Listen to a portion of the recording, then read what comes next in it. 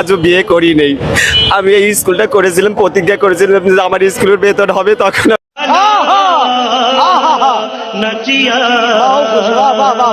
আমি বিয়ে করব। আজকে আমি সমাজের কাছে, সবার কাছে অবহেলিত, সবাই আমাদেরকে ধিক্কার করে।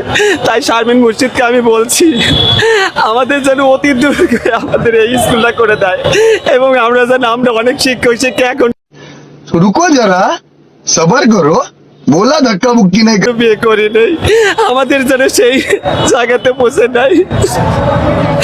আমরা বিয়ে করে কি খাওয়াবো?